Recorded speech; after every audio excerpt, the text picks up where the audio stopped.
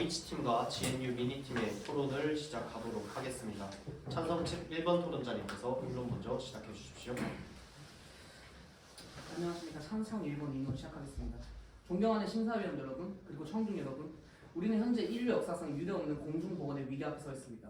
과거의 위기가 바이러스나 전쟁과 같은 물리적 실체였다면 현재 우리 아이들을 위협하는 것은 바로 현재 여러분의 주머니에도 들어있을 그 손바닥 안의 알고리즘입니다. 오늘 본 토론장에서 다룰 문제는 미성년자에 대한 SNS 규제는 미성년자의 정신건강을 위해 필요하다입니다.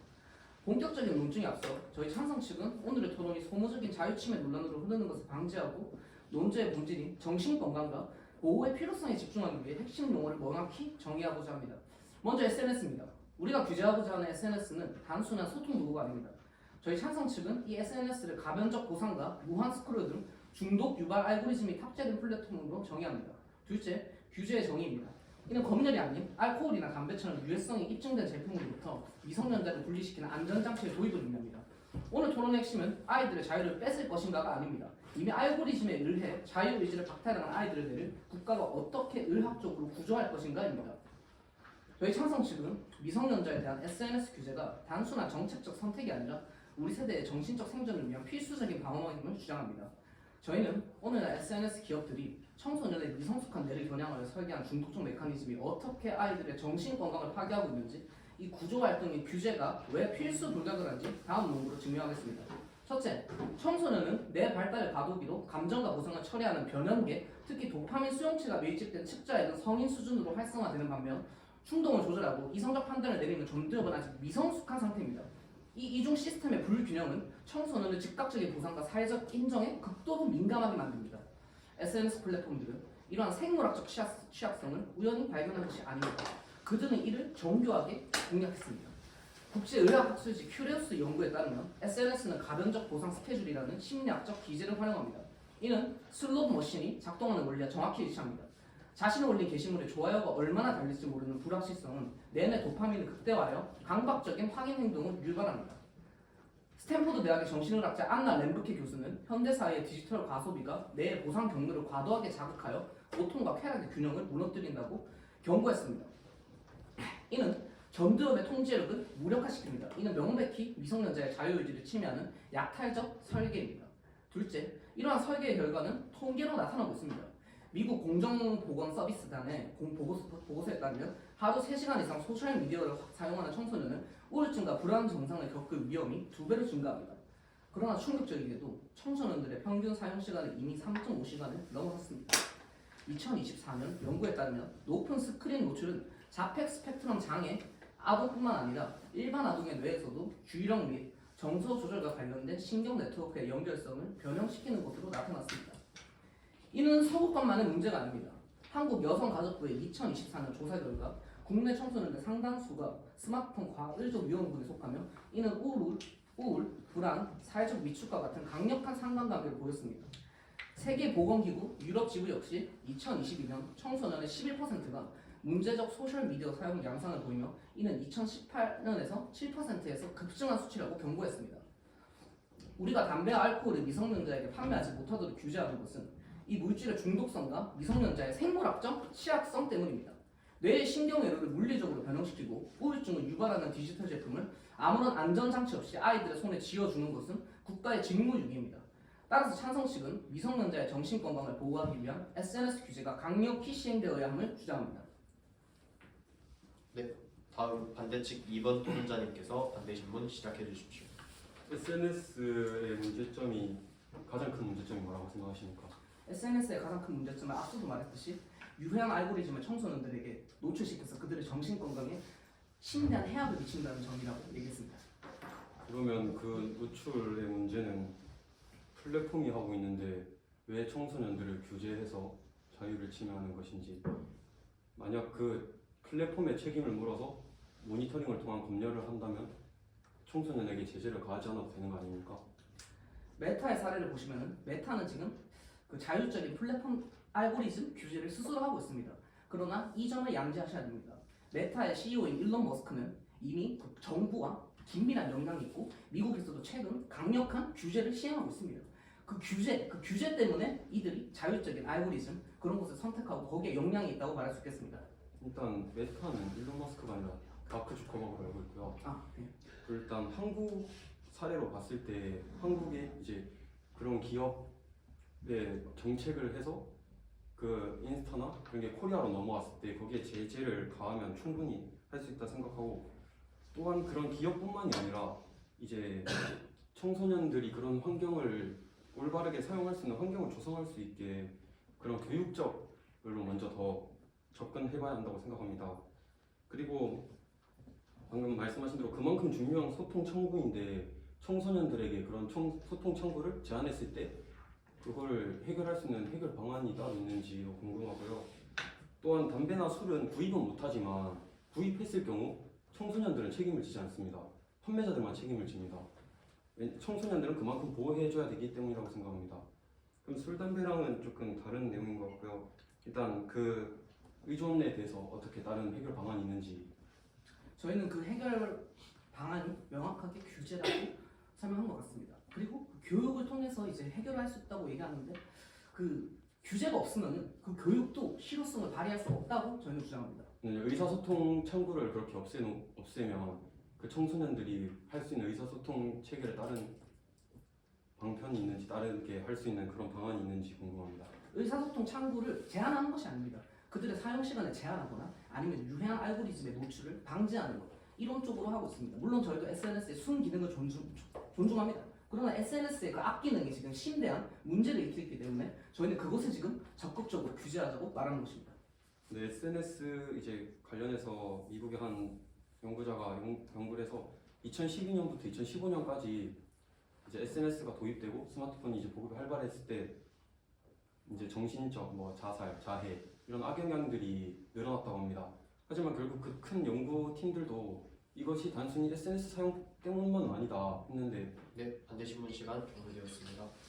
다음 반대측 1번 토론자님께서 본론 시작해 주십시오. 네, 저는 이제 한국 사회와 이제 SNS의 발달에 대해서 좀 연관을 지어서 말씀을 드리고 싶습니다. 이제 청소년기는 이제 모두가 아시듯이 자아 정체성 형성의 핵심 시기로 이제 외부의 규범과 기대가 강할수록 진짜 내가 진짜 어떤 사람인지를 숨기고 대신에 사회가 요구하는 긍정적인 인간상을 연기하게 됩니다. 이제 모두가 알고 계시듯이 한국은 이제 입시에 대한 이제 열의가 굉장히 강한 나라죠. 입시와 성취 중심 문화가 강한 사회에서는 이제 이러한 사회가 요구하는 자아를 연기하게 되는 빈도가 높아지게 되는데요.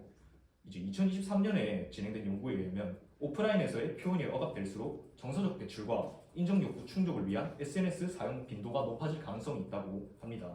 그리고 또 2024년 연구에 따르면 청소년이 소셜 미디어를 더 많이 사용할수록 친구나 주변 사람들로부터 정서적, 정보적 지지를 더 많이 얻을 가능성이 높아지고 이러한 지지가 삶의 만족도 향상으로 이어진다, 이런 말을 하는데요. 이게 이제 이해가 잘 안 되실 수도 있어서 이제 예시를 말씀을 드리자면 대표적으로 이제 인터넷의 성소수자 커뮤니티 있지 않습니까? 이제 학교 또래 중에서 성소수자 또래를 찾기는 굉장히 쉽지 않은 일입니다. 하지만 이제 인터넷 SNS를 통해서 성소수자 커뮤니티에 접근을 하고 자신이 이제 혼자가 아님을 이제 자신 같은 사람이 더 많이 있다는 것을 알 수 있으므로 이렇게 삶의 만족도 향상으로 이어질 수 있고요. 이러한 사회적 지지는 사회적 자본 형성, 즉 타인에 대한 신뢰 증가에도 긍정적인 영향을 미쳐서 결과적으로 삶의 만족도를 더욱 높이는 간접적 역할을 할 수 있다라는 연구 결과가 있습니다. 또 그리고 이제 국가주도 규제가 청소년의 정서에 이제 어떠한 영향을 미치는지도 말씀을 드리고 싶은데요. 청소년기는 이제 기관과 국가에 대한 신뢰가 구조화되는 시기입니다. 이 시기에 겪는 이제 기관과 국가와의 상호작용이 향후에 이제 국가에 대한 장기적인 신뢰를 형성하게 되는데, 이제 가령 이제 우리나라에서 실패한 매체 규제가 있습니다. 셧다운제라고요. 이제 셧다운제 모두가 아시듯이 이제 새벽에 청소년의 게임 접근을 이제 금지하는 제도인데, 이제 이러한 셧다운제가 발효되고 나서 부모님 아이디를 빌리는, 그것도 부모님 허락을 받아서 빌리는 이러한 작은 일탈부터 남의 명의를 훔치거나 아니면은 성인이 된 선배의 주민등록번호를 돈을 주고 산다든가, 이것은 이제 명백히 범죄의 영역, 명의 도용의 영역이지 않습니까? 이러한 영역에 이제 청소년이 오히려 쉽게 노출될 수 있다, 이 말이죠. 근데 그렇게 되면 이제 리걸 시니시즘이라는 개념이 있습니다. 이제 누군가가 법의 규제에 노출이 되었는데 그 규제의 정당성이나 아니면 효율성에 대해서 의심을 가지게 되면은 그때부터는 법을 지키지 않아도 괜찮다라는 인식이 싹 튼다는 겁니다. 그러므로 저희는 오히려 이제 이렇게 효과가 의심되는 규제가 오히려 청소년의 성장을 저해할 수 있지 않나, 올바른 사회 구성원으로서의 발달을 저해할 수 있지 않나. 그러므로 규제보다는 교육이 우선되어야 한다. 교육 이전에 규제가 있어야 된다는 주장에는 저희가 동의하지 않고, 그러므로 이제 청소년의 정서를 위해서라도 규제는 시행되지 말아야 한다고 저희는 주장을 하겠습니다. 감사합니다. 다음 찬성 측 2번 토론자님께서 반대 질문 시작해 주십시오. 네, 반대 측 1번 입론 잘 들었습니다. 이제 한국의 셧다운제를 말씀을 하셨는데요. 한국의 셧다운제가 실패한 것은 시간만 제한했기 때문입니다. 저희가 주장하는 것은 시간 제한에 한정된 것이 아니라 중독 알고리즘의 제거입니다. 그것에 접근할 수 있는 미성년자를 보호하는 것을 저희는 주장을 하고 있는데, 이는 셧다운제와 본질적으로 다른데 왜 실패한 과거 사례만을 끌어오십니까? 중독 알고리즘의 제거라 하면 어떤 걸 말씀하시는 걸까요? 유해 콘텐츠들을 많이 접하고 있지 않습니까, 미성년자들은? 하지만 그것은 기업이 이윤을 위해 미성년자를 착취하고 있는 것입니다.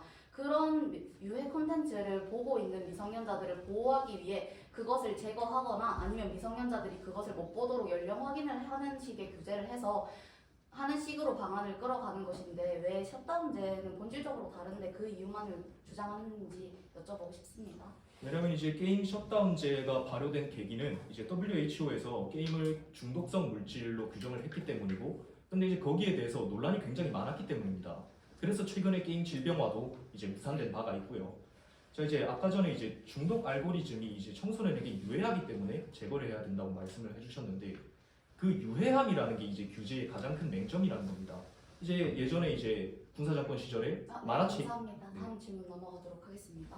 이제 반대 측에서는 미성년자들의 SNS를 통해 긍정적인 인간상을 연기하면서 저희 나라는 특히 뭐 정체성을 확립한다고 하셨는데, 하지만 SNS 사용이 늘어나면서 불가능한 기준을 끊임없이 접하고 타인과의 비교로 인한 열등감, 우울함이 증가하고 있다는 연구 결과가 다수 존재합니다. 이제 반대 측에서는 이러한 정신 건강에 미치는 실질적인 부정적 영향보다 긍정적 인간상 연기가 미성년자의 정신 건강에 더 중요하다고 보시는 건가요? 이제 제가 긍정적인 인간상을 말했던 건 SNS상에서 긍정적인 인간상을 연기한다는 게 아니라, 이제 이렇게 경쟁이 과열된 사회에서 자신을 드러내지 않고 이제 진짜 사회, 실제 세계에서 자신이 아닌 사회가 원하는 긍정적인 인간상을 연기하고 거기서 스트레스가 온다, 이 얘기를 하면서 긍정적인 인간상을 거론을 했던 거고요. 그리고 이제 제가 드리고 싶은 말은, 이제 이렇게 불가능한 인간상을 연기하고 있다는 거, 저도 이제 SNS에서 이제 과한 보정을 하고 막 이제 존재하지 않는 자신의 삶을 투영하는 것, 그런 것들이 문제라는 것은 알고 있습니다만, 제가 드리고 싶은 말씀은 그 이전에 사실 그것과 나는 이런 사람이 아닌데 사회에서는 늘 언제나 바른 사람이고 또 사회의 입맛에 맞는 사람이고 이런 것을 연기하는 것과 본질적인 차이가 없다. 네, 그러면 예. SNS에도 입시 열기나 성취 중시적인 이제 오프라인 환경이 형성되는데, 그로 인해 SNS 사용이 증가한다 하셨습니다. 하지만 SNS는 다른 친구들의 화려한 스펙, 명문대 합격 후기, 값비싼 소비, 아이돌 같은 네, 오히려 반대 질문 더 시간 종료되었습니다. 네, 이것으로 1라운드가 종료되었습니다. 작전 시간 사용하실 팀 있을까요? 네, 저희도 괜찮습니다. 네, 그럼 바로 2라운드 시작하도록 하겠습니다. 찬성 측 2번 토론자님께서 입론 시작해 주십시오. 네, 첫 번째 찬성 2번 입론 시작하도록 하겠습니다. 존경하는 심사위원 여러분, 앞선 1번 입론자가 미성년자의 뇌의 생물학적 취약성을 증명했다면, 저는 오늘 이 토론에서 왜 국가의 강제적 규제만이 유일한 해법인가를 논증하려고 합니다. 규제에 반대하는 입장은 흔히 규제보다는 리터러시 교육이 우선이다, 혹은 기업의 자율적인 정화 노력을 믿자라고 주장합니다. 듣기에는 굉장히 이상적입니다. 하지만 저희 찬성 측은 단호히 말씀드립니다.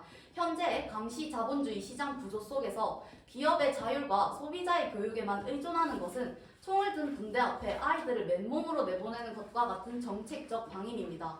저는 다음 두 가지 핵심 논거를 통해 왜 법적 규제가 선택이 아닌 필수인지를 경제적, 법리적 차원에서 증명하겠습니다. 첫째, 기업의 수익 구조상 자율 규제는 구조적으로 불가능합니다. 기업은 이윤을 추구하는 조직입니다. 그렇다면 SNS 기업들의 이윤은 어디서 나올까요? 하버드 공중보건대학원의 2024년 연구에 따르면 유튜브, 틱톡, 인스타그램 등 주요 플랫폼이 2022년 한 해 동안 미국 내 미성년자 사용자로부터 벌어들인 광고 수익은 무려 110억 달러 이상입니다. 하나로 약 14조 6천억 원에 달하는데요. 더욱 충격적인 것은 수익 의존도입니다. 해당 연구에 따르면 스냅챗은 전체 광고 수익의 41%, 틱톡은 35%가 18세 미만 사용자로부터 창출되었습니다. 이는 미성년자가 단순한 일부 고객이 아니라 기업 생존을 좌우하는 핵심 수익원을 의미합니다. 이런 상황에서 기업에게 미성년자를 위해 중독성 기능을 제거하라고 요구하는 것은 기업 스스로의 매출 40%를 포기하라는 말과 같습니다. 주주의 이익을 최우선으로 하는 사기업이 법적 강제 없이 이를 수행하기 만무합니다. 실제로 메타의 내부 고발자 프랜시스 하우게는 기업이 내부 연구를 통해 인스타그램이 10대 소녀들의 자살 충동을 악화시킨다는 것을 알고도 수익을 위해 이를 은폐했다고 증언했습니다. 이것이 자율 규제의 민낯입니다. 이익이 양심을 압도하는 시장 상황에서 교정할 힘은 오직 국가의 공권력뿐입니다. 둘째, 알고리즘의 정신적 유해성이 법적으로 인증되었으므로 국가는 기업에게 주의 의미를 강제해야 합니다. 규제 반대론자들은 SNS와 정신 건강의 인간관계가 불분명하다고 합니다. 그러나 법정의 판단은 달랐습니다. 2017년 영국에서 발생한 14세 소녀 몰리 러셀의 사망 사건을 기억하셔야 합니다. 2022년 영국 검시관 앤드류 워커는 몰리의 사인을 단순 자살이 아닌 우울증과 온라인 콘텐츠의 부정적 영향으로 인한 자살이라고 공식 판결했습니다. 조사 결과 인스타그램과 핀터레스트의 추천 알고리즘은 우울증을 앓던 몰리에게 자해와 자살을 낭만화하는 콘텐츠를 요청하지 않았음에도 6개월간 16,000건 이상 끊임없이 공급했습니다. 이는 SNS가 단순한 도구가 아니라 이용자의 상태를 악화시켜 죽음에 이르게 할 수 있는 위험한 제조물임을 법적으로 확인한 역사적 판결입니다. 이에 근거하여 영국은 온라인 안전법을, 미국은 키즈 온라인 안전법을 통해 기업에게 그리고 미성년자에게 설계상의 주의 의미와 보지 않을 권리를 부과하고 있습니다. 우리가 요구하는 규제는 검열이 아닙니다. 차단 또한 아닙니다. 자동차의 에어백을 의무화하듯이 SNS에도 안전 설계를 의무화하자는 것입니다. 무한 스크롤을 끄고 유해 알고리즘을 추천을 차단하는 기본값으로 설정하도록 법을 강제해야 합니다. 존경하는 심사위원 청중 여러분, 110억 달러라는 천문학적 이익 앞에서 기업이 선의를 기대하는 것은 순진함을 넘어선 무책임입니다. 구조적인 법적 규제가 반드시 필요함을 다시 한번 강조하며 입론 마무리하도록 하겠습니다. 감사합니다. 네, 다음 반대측 1번 토론자님께서 반대 질문 시작해 주십시오. 그러면 이거를 이제 좀 확실히 하고 싶은데요. 그럼 이제 SNS의 이제 안 좋은 기능, 악기능 중에서 이제 무한 스크롤을 막고 싶으신 건지 아니면 이제 뭐 폭력적인 컨텐츠라든가 성적인 컨텐츠인 유행 컨텐츠를 막고 싶으신 건지. 같이 병행해야 하는 것이라고 생각합니다. 무한 스크롤을 그렇다면은 금지해야 된다는 근거는 중독성 때문인가요? 네, 그것 때문에 미성년자의 수면권과 학업이 저해가 되고 있고 그것이 곧 수면권이라는 것은 삶의 질을 저하시키는 것이기 때문에 현재 저희가 논의하고 있는 정신건강에 유해적이라고 판단하였습니다. 이제 여기서 또 이제 셧다운제 사례를 꺼내지 않을 수가 없는 게 이제 셧다운제의 이제 가장 큰 근거 중 하나는 결국 수면권이었습니다. 이제 말씀하시는 것 똑같이. 하지만 문체부에서는 결국 이제 이 셧다운제가 효과가 수면권을 이제 향상시켜 준다는 효과는 거의 없고 오히려 반감만 키운다는 이유로 2018년에 폐지를 했고요. 그렇다면 이러한 선례가 있는데 과연 SNS 폐지가 정말로 수면권에 도움이 되는지, 어쩌면 수면권 저해는 SNS가 아니라 이 사회 구조 자체에 원인이 있는 거 아닌지, 그렇다면 이 사회 구조에서 벌어지는 문제를 SNS에 전가하는 건 아닌지 좀 그렇게 말씀을 드리고 싶고요. 그리고 또 이제 무한 스크롤을 막고 싶다고 하셨는데 이제 그렇다면 기업이 이제 수익 구조를 위해서 이제 무한 스크롤을 유발한다고 하시지 않으셨습니까? 그렇다면 기업은 어디까지 이제 금지를 해야 되는 겁니까? 무한 스크롤은 이제 그 어린이들에게 폭력적인 컨텐츠와 성적인 컨텐츠를 주입한다면 그것은 당연히 문제가 됩니다. 하지만 단순히 중독성 있는 컨텐츠를 만들었다는 이유로 그것을 규제하게 되면 시장은 경직되게 됩니다. 오히려 이제 이러한 검열 때문에 외국계 기업들이 한국에서 영업을 하는 것을 멈출 수도 있고요. 이 점에 대해서는 어떻게 생각하십니까? 먼저 앞서 말씀해주신 셧다운제부터 답변드리겠습니다. 셧다운제는 특정 시간대에 접속을 막는 단순한 차단 위주였기 때문에 실패했습니다. 저희가 제안하는 것은 과거에 한정되어 있는 시간 제한 방식이 아니라 영국의 온라인 안전법처럼 기업에게 알고리즘의 안정성을 입증할 책임을 묻고 그것을 바탕으로 미성년자에게 조금 더 안전한 SNS 사용의 환경을 만들어주는 것입니다. 사용자를 처벌하는 것이 아니라 안전하지 않은 제품을 만든 제조사를 규제하고 그것을 통해서 일부 말씀하신 것처럼 기업이 동의하지 않을 수 있기 때문에 그러한 상황을 우려하여 미성년자의 정신건강을 위해 일부 전체 저희 나라인 미성년자에게도 규제를 해야 한다고 주장을 하는 것이고요. 이제 다음 질문 같은 경우는 다시 한번 말씀해 주시겠습니까? 이제 무한 스크롤이 이제 기업이 이제 수익을 최대화하기 위해서 이제 중독성 있는 컨텐츠를 이제 소비자에게 주입을 한다. 그게 이제 말씀의 논지지 않습니까? 네, 저희 같은 경우는 이제 다른 네, 법안 반대 신문 시간 종료되었습니다. 다음 반대측 2번 토론자님께서 입론 시작해 주십시오. 네, 입론 시작하겠습니다. 먼저 SNS의 순기능입니다. 한국 고등학생들은 평균 397분, 즉 6시간 37분을 공부하는 데 사용합니다. 청소년 중 73.2%는 자기학습을 이유로 하루 일과를 마친 뒤 피로를 느낀다고 답하며 청소년 인구가 많은 지역조차도 청소년이 여가를 보낼 수 있는 장소가 부족하다고 조사가 되었습니다. 또한 사교육이 늦게까지 이뤄지며 방과 후에는 사실상 여가를 즐길 장소와 시간도 없습니다. TV 시청, 스마트폰 이용 등 소극적 여가 활동은 시작과 종료가 자유롭고 방법론이 명확하지 않기 때문에 시간과 장소에 크게 구애받지 않아서 유연한 이용이 가능합니다. 스포츠나 취미활동 등이 포함된 적극적 여가 활동은 활동 도구 및 기술뿐만 아니라 함께 참여해야 할 동반자와 적절한 공간이나 장소가 필요합니다. 따라서 적극적 여가 활동은 에너지 소모와 시간적, 공간적 제약이 뒤따르므로 상황에 따라 수행하지 못하는 경우가 빈번히 발생합니다. 특히 청소년 같은 경우는 금전적, 시간적, 공간적 제한이 큽니다. 하지만 SNS 같은 경우는 돈도 들지 않고 언제 어디서든 대중교통을 이용하며 장소를 이동할 때도 할 수 있습니다. 즉 현 시점에는 스마트폰 및 SNS는 어쩌면 사실상 청소년이 즐길 수 있는 유일한 여가라고 봐도 되는데 이것을 박탈하는 것이 과연 정말로 청소년의 정신건강을 위한 행동인가 재고가 필요합니다. 그리고 디지털 리사이언스, 즉 디지털 회복 탄력성이란 알림이나 SNS, 정보 가다 등 디지털 자극에 휘둘리지 않고 기술을 주도적으로 사용하며 디지털 스트레스에 대해서 심리적 균형을 회복하는 능력을 일컫습니다.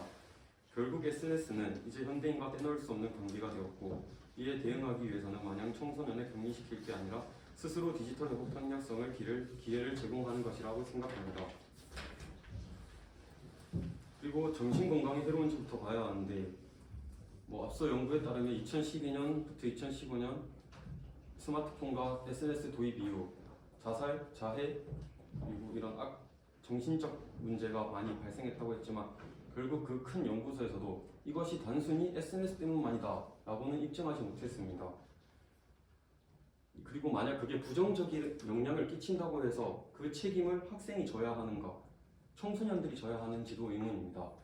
일단 먼저 그 플랫폼에서 잘못된 정보나 성적인 컨텐츠, 폭력적인 컨텐츠 이런 것들을 올리는 게시자들을 처벌을 해야 하고 그런 것들이 게시가 안 되게 플랫폼을 관리해야 한다고 정부가 그렇게 기업에 공고를 해야 한다고 생각합니다.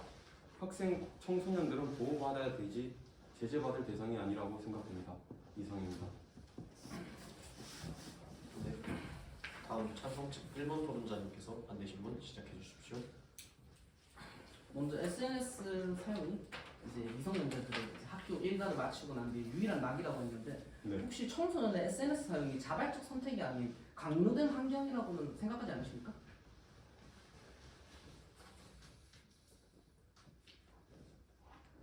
그러니까 강요된 환경이라는 게 어떤 건지 예시를 한번 들어줄 수 있나요?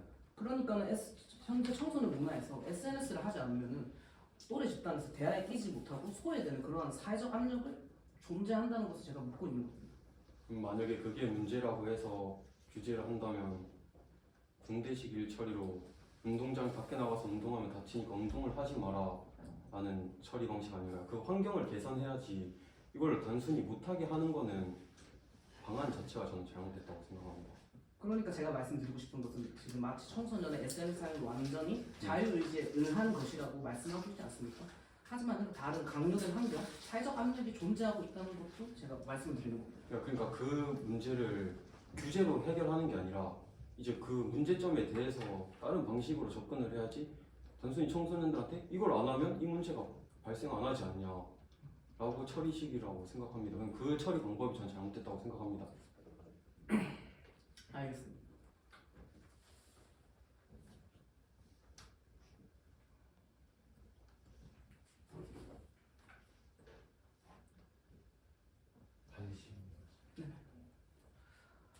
그리고 추가적으로 네. 말씀드려도 될까요? 말씀하십시오. 네, 그 규제라고 하는 데 있어서 국가에서 그러면 어떻게 악영향이 이런 악영향은 금지를 하고 이런 악영향을 금지 안 해야 하나 그런 기준이 있나요? 설탕, 비만 같은 경우도 지금 사회적으로 당뇨나 이런 문제점이 되고 있는데 설탕에 대해 금지 안 합니다. 네. 무슨 말씀이신지. 명확한 기준이 존재합니다. 제가 아까도 말했듯이 그 내의학의 성과들이 있고 그런 네. 성과들에 따라서 말씀드렸듯이 유해한 알고리즘을 충분히 객관적으로 검증할 수 있습니다. 잔인하고 음란하고 그런 것도 있지 않습니까? 그런 것들은 객관적인 지표가 될 수 있지 않겠습니까? 그리고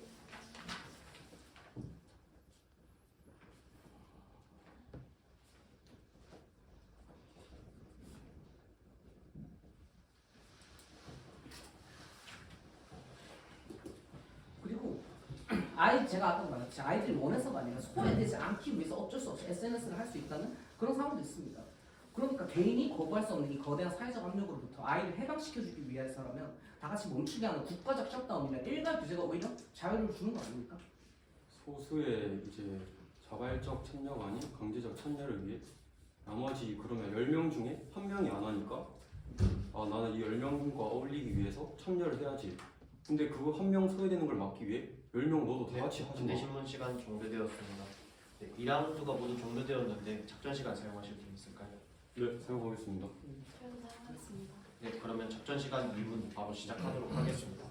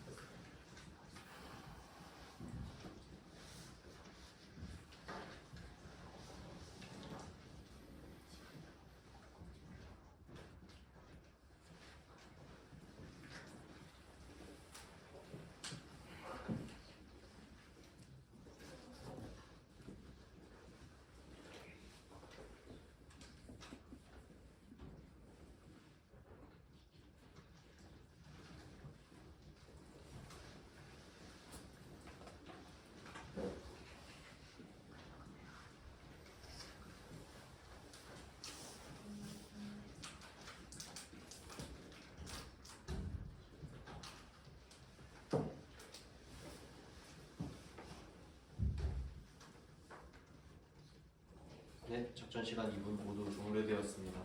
곧바로 3라운드 시작하도록 하겠습니다. 반대측 1번 토론자님께서 반론 시작해 주시면 되겠습니다. 저는 국가의 활동, 즉 이제 법안과 규제는 모순이 발생해서는 안 되고 모호해서도 안 되며 후폭풍을 고려하지 않아서도 안 된다고 생각을 합니다.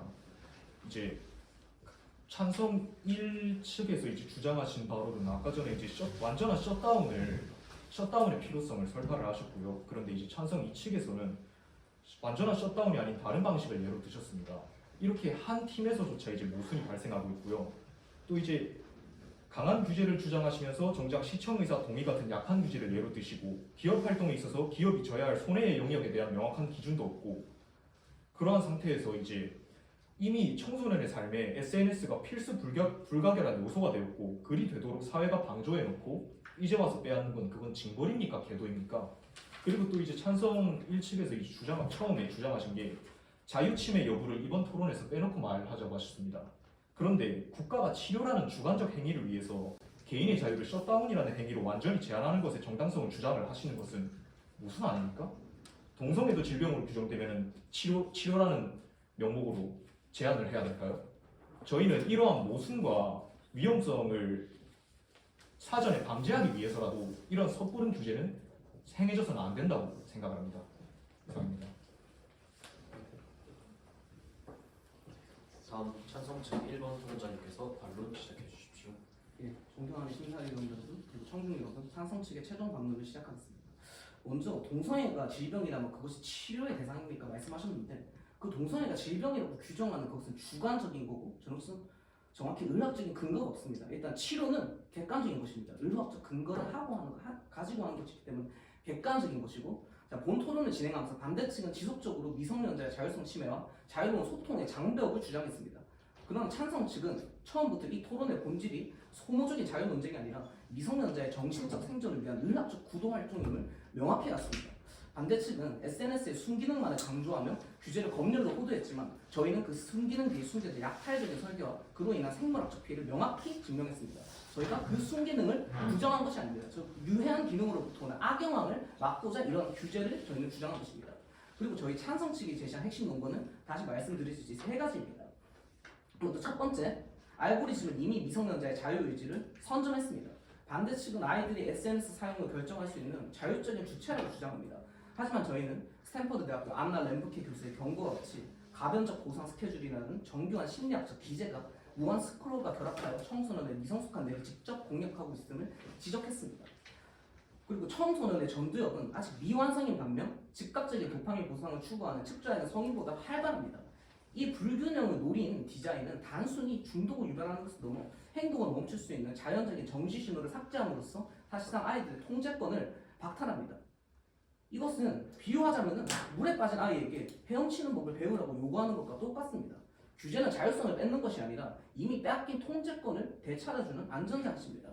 그리고 둘째, 이 문제는 개인이나 가정의 책임 영역을 넘어선 공중보건 위기입니다. 반대측은 규제 대신에 어떻게 부모님의 지도나 디지털 교육 또한 그 SNS의 순기능을 제시합니다. 물론 그것들도 중요합니다. 하지만 어떤 부모도 수십억 달러의 예산과 최고의 심리학자들을 투입하여 자녀의 뇌를 사로잡으려는 거대 기업의 알고리즘과 개별적으로 싸울 수 없으며 그 순기능과 악기능 같은 경우는 서로 그렇게 병행하면서 갈 수 없습니다. 악기능은 차단되어야 하는 것이고 저희가 누누이 말씀드렸듯이 저희는 그 나쁜 기능을 차단하기 위해서 이렇게 규제를 일관적으로 주장하고 있는 겁니다. 그리고 저희가 제시한 미국 공중보건 서비스라는 보고서는 하루 3시간 이상의 소셜미디어 사용이 우울증과 불안 증상을 2배로 증가시킨다는 통계를 보이고 있습니다. 그리고 한국 청소년의 평균 사용 시간은 이미 그 기준을 넘어섰습니다. 담배나 술이 미성년자의 건강에 유해하기 때문에 국가가 나서서 판매를 규제하듯이 신경회로를 변형시키는 유해성이 입증된 플랫폼, 그 플랫폼의 순기능이 아닌 그 나쁜 기능에 대해서 국가가 공중보건의 차원에서 최소한의 방어막을 설치하는 것은 당연한 책무입니다. 이 문제는 더 이상 개별 가정의 교육 문제가 아니라 세대 전체의 정신건강을 지키기 위한 사회적 방어벽의 문제입니다. 셋째, 우리가 규제하는 것은 SNS의 소통, 그런 순기능이 아니라 중독 메커니즘입니다. 저희가 주장하는 규제는 플랫폼을 폐쇄하거나 콘텐츠를 검열하는 것이 아닙니다. 중독 유발 알고리즘의 미성년자 대상 작동을 제한하고 야간 사용을 제한하며 연령 인증을 강화하는 등 유해성이 입증된 디자인에 대한 규제입니다. 존경하는 심사위원 여러분, 미성년자에 대한 SNS 규제는 미래 세대의 삶을 지키기 위한 필수적인 선택입니다. 지금 행동하지 않으면 우리는 불안과 우울에 시달리는 한 세대의 사회적 비용으로 떠안게 될 것입니다. 네, 이상입니다. 반론 시간 종료되었습니다. 다음 반대측 2번 토론자님께서 반론 시작해 주십시오. 일단 기본적으로 자국을 표현할 때는 저희 나라가 아니라 우리나라라고 표현하고요. 정책이란 발생한 일에 대해 예방 및 그 이런 상황에서 피해를 있는 기업이나 그런 데 있다면 보상과 대처가 충분히 마련된 후에 시행되어야 한다고 생각합니다. 근데 현재 SNS에 대한 규제를 보면은 결국 그런 플랫폼을 이윤을 추구하기 위해 플랫폼을 이렇게 만들었다고 하는데, 그럼 그 플랫폼에 제재를 가해야지 왜 저는 청소년들에게 너 플랫폼 이용하지 마, 뭐 시간 이렇게 못 써, 이런 제재를 가해서 그걸 개선시키려고 하는지 일단 그건 잘못된 개선 방안이라 생각하고요. 만약 그런 문제가 발생된다고 하면 저는 기업이나 그런 데 일단 책임을 먼저 물어서 거기에 대한 해결 방안을 다 마련해 놓고 해야 되지 않나 싶습니다. 그리고 결국에는 규제를 주장하는데 규제가 어떻게 해야 할 것이며 그 규제를 했을 때 뭐 기업이 이런 피해를 봤을 때 이런 준비도 안 되어 있고 그런 것들에 대한 만약에 규제를 한다고 했을 때 그런 것들에 대한 방안이 마련되어 있는지 그런 것도 없는 것 같고, 결국에는 시행을 했을 때 순기능보다는 저는 악영향이 훨씬 크다고 생각합니다.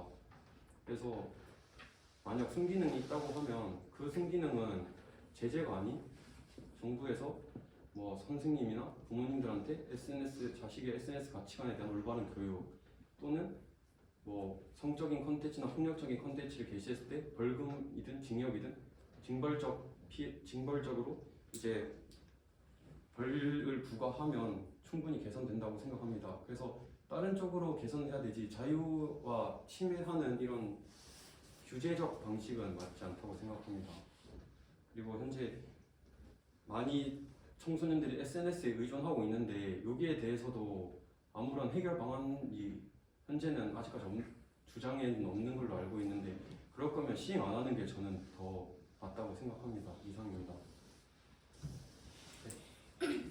다음 찬성 측 2번 토론자님께서 반론 시작해 주십시오.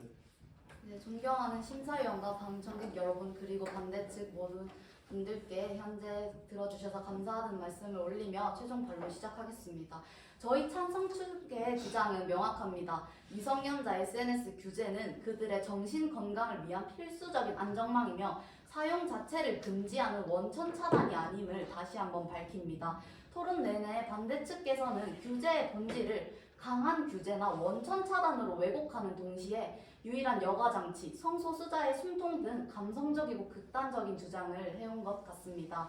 그러나 결정적으로 반대 측이 주장하는 연구 자료나 통계 자료의 명확한 출처를 단 한 번도 저는 들어본 적이 없는 것 같습니다. 신뢰성 없는 주장이 현혹되어 미성년자의 정신 건강이 악화되는 현실을 외면해서는 안 됩니다. 이제 반대 측께서는 규제가 마치 미성년자에게 직접적인 처벌이나 제약을 가하는 것처럼 주장하시면서 규제는 문제 있는 플랫폼에게 가해야지 왜 미성년자에게 가하냐라고 반문하셨습니다. 이는 규제의 대상을 오도할 수 있는 위험한 논리라고 생각합니다. 저희가 주장하는 규제는 플랫폼에게 미성년자 보호 의무를 강제하고 유해 알고리즘을 조정하며 중독성 높은 기능의 설계를 바꾸도록 요구하는 것 일부 맞습니다. 하지만 말씀하신 것처럼 기업은 자기의 이익을 요구하고 저희가 규제를 가했을 때 떠날 수 있는 기업들이 분명히 존재할 것입니다. 그리고 불응하는 기업도 존재할 것이고요. 그런 기업이 존재할 수 있다고 반대 측도 저희 찬성 측도 인정하기 때문에 미성년자에 대한 일부 규제를 보호로 만들어야 한다라고 주장하고 있습니다. 이 규제의 궁극적인 대상은 미성년자와 일부 기업도 마찬가지라고 생각합니다. 그리고 저희는 이제 대안이 없다고 말씀을 하셨는데 강력한 연령 확인을 시행하면 된다고 생각합니다. 미성년자랑 성인이랑 구별하는 방법은 연령 확인밖에 없습니다. 그리고 미성년자가 성인임을 거짓말을 쳐서 이제 도용을 한다거나 그런 식으로 인정을 할 수 있겠지만 그것을 방지하기 위해 성인과 미성년자 모두 강력한 연령 확인을 도입한다면 미성년자임을 확실히 할 수 있고 미성년자임을 확인하며 그들을 보호할 수 있는 강력한 대안이 될 것이라고 생각을 합니다. 완벽한 법이 없다고 해서 법을 만들지 말아야 하는 것은 아닙니다. 살인죄가 있어도 살인은 일어나지만 그렇다고 저희가 살인을 합법화하진 않습니다. 규제는 사회적 규범을 세우고 접근 비용을 높이는 효과가 있습니다. 또한 저희가 주장하는 핵심 규제인 안전 설계 의무화나 강력한 연령 확인은 아이들이 VPN을 써서 우회를 하든 아니면 플랫폼 자체가 중독적 기능을 강제하도록 하는 것이므로 우회 여부와 상관없이 효과를 발휘할 것이라고 생각을 합니다. 존경하는 여러분, 미성년자의 정신 건강 악화는 명확한 기준이 없다거나 극단적 사례가 있다는 이유로 외면할 수 없는 시대적 책임입니다. 말씀하신 것처럼 저희가 기술을 발전시키고 저희가 핸드폰을 쥐어주었습니다. 그렇기 때문에 우리나라가 규제를 하고 보호를 해야 한다는 것입니다.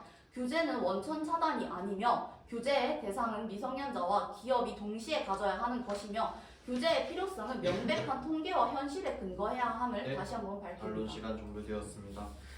3라운드가 모두 종료되었으므로 마지막으로 질의응답 시간 갖고 마치도록 하겠습니다. 먼저 찬성팀의 질의응답을 하실 청중분은 손을 들어서 의사를 표명해 주시기 바랍니다.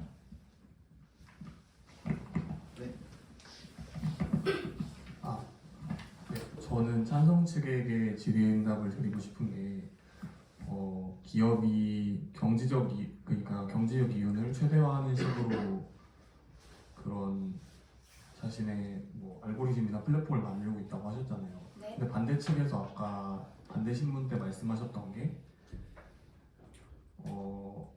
만약에 규제 같은 게 너무 심해져서 기업이 우리나라에서 서비스를 하지 않거나 기업이 우리나라에서 그런 서비스 하는 걸 철수를 하게 된다면 그거 때문에 이용자들, 그러니까 저희는 일단 미성년자들에 대해 얘기를 하고 있으니까 미성년자들이 그거에 대해서도 피해를 받을 수 있을 것 같은데, 그러면은 찬성 측이나 반대 측 둘 다 그 SNS의 순기능에 대해서는 어느 정도 동의를 하고 계신 거잖아요. 그런 순기능에 의해서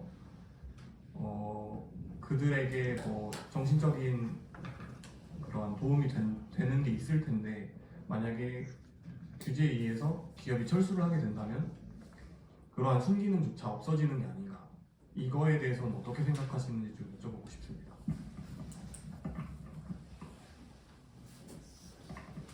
바로 말씀해 주십니다. 네, 저희가 이제 기업은 말씀하신 것처럼 저희가 주장해온 것처럼 사적인 이윤을 추구하는 기업입니다. 하지만 이제 우리나라 국민을 보호하기 위해 실행한 규제를 두려워해서 떠나는 기업을 과연 우리나라의 아이들을 맡길 수 있는 정당한 기업인지 한번 생각해 보았으면 합니다. 물론 단기적인 규제 비용이 있어서 기업이 떠날 수는 있겠죠. 하지만 그것은 제 생각으로는 단기적인 비용만 고려해서 나온 결론이 아닌가라는 생각합니다. 이제 미성년자 건강을 위협하는 환경을 방치해서 얻는 이유는 이제 불매운동, 부정적 여론, 규제 강화 등 더 큰 사회적 비용으로 돌아와 결국 기업의 장기적 이윤을 훼손할 것입니다. 저희 미성년자는 아직 그렇게까지 저희가 주장하는 바는 자유의지가 조금 침해가 된 것 같지만, 그럼에도 디지털 리터러시 교육이 존재하고 같이 규제를 도입한다면 스스로 생각할 수 있는 올바른 시민이 될 수 있다고 판단하기에, 그런 부정적인 기업들이 떠난다고 해서 아니면 떠나지 않는다고 해서 꼭 그 기업에 매달릴 거라는 단정적인 결론은 낼 수 없다고 생각합니다. 다음으로 반대 측에 대한 질의응답 받도록 하겠습니다. 질의를 하고 싶으신 청중분은 손을 들어서 의사를 표명해 주시기 바랍니다. 네.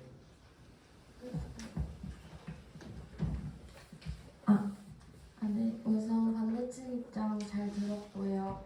근데 1, 2라운드 동안 말씀해 주신 사례가 셧다운제가 있었잖아요. 근데 제가 알기로 셧다운제는 이제 게임 중독을 규제하기 위한 그런 방안인데, 이거 오늘의 주제가 그건 아니라고 생각이 들어서 이에 대해 어떻게 생각하시는지 여쭙고 싶습니다. 바로 답변해 주십니다. 저희가 이제 게임 셧다운제에 대해서 말씀을 드린 이유는 이제 첫 번째 이제 대상이 청소년이기 때문이고요. 이제 이 SNS 규제도 청소년의 SNS 사용에 대한 규제였기 때문에 이제 이걸 말씀드린 거고, 게임과 SNS 역시 중독성을 띠는 매체라고 이제 익히 알려져 있기 때문이고요. 그리고 또 이제 세 번째가 이제 매체에 대한 규제라서인데, 혹시 이 세 가지 조건을 충족을 했음에도 불구하고 이제 SNS 규제에 대해서 게임 셧다운제를 이제 예시로 드는 것에 되는 것이 이제 불충분하다고 느끼시는 지점이 혹시 어떤 건지 여쭤봐도 될까요? 네, 맞습니다. 왜냐하면 지금 말씀하시는 게 그러니까 오늘 주제에 관하여 미성년자가 하는 SNS랑 동일성을 많이 띈다는 그거를 지금 말씀하시고 싶으신 거잖아요. 맞습니다. 근데 오늘의 주제는 게임이 아니라 SNS고 동일성을 띈다는 게 물론 주장을 하실 수는 있지만 저는 좀 논외라고 생각이 들어서 한번 여쭤봤습니다. 어떠한 규제의 합당함을 논하기 위해서는 이전에 시행되었던 비슷한 성격의 규제의 사례를 그 성패를 논하지 않고서는 불가능하다고 생각을 합니다.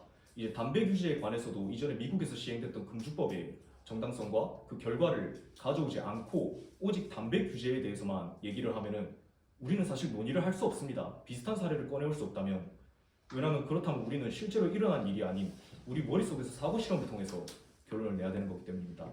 그러므로 저는 게임 셧다운제를 이제 SNS 규제에 관해서 가져온 이유는 SNS 규제가 가져올 사회적 파급과 그리고 그것이 성공할지 실패할지에 대한 가능성을 이전에 있었던 비슷한 사례를 통해서 이제 그것을 설명드리기 위해서 가져왔습니다. 네, 여기까지 질의응답 하도록 하겠습니다. 이것으로 결승전 경기를 모두 마치도록 하겠습니다. 두 팀 다 수고했습니다.